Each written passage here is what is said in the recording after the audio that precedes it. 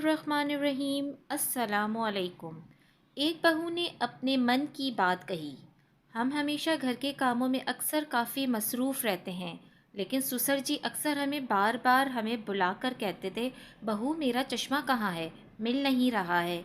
कभी कुछ मांगते रहते थे। एक दफ़ा हम अनसुनी कर दिया और हम कुछ भी नहीं सुनते थे। एक दिन ससुर जी काफ़ी बीमार हुए और वफ़ात पा गए। कुछ दिनों बाद मैं उनके कमरे की सफाई करने गई। सफाई के दौरान मुझे उनकी लिखी डायरी मिली। डायरी मैंने खोली तो मैं हैरान रह गई और आंखों से आंसू जारी हुए।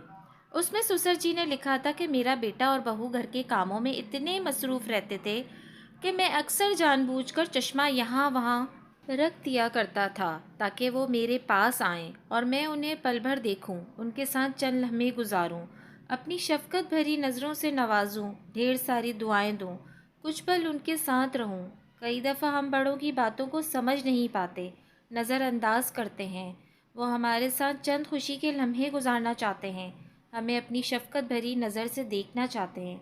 अगर घर में बड़े बुज़ुर्ग हों तो उनसे रोज़ मिलो और चंद खुशी के लम्हे उनके साथ गुजारो। यही चंद लम्हे आपकी किस्मत बदल सकते हैं। जज़ाकल्लाह। अगर आपको मेरी ये वीडियो पसंद आई है तो प्लीज़ मेरे चैनल को सब्सक्राइब करना ना भूलिएगा।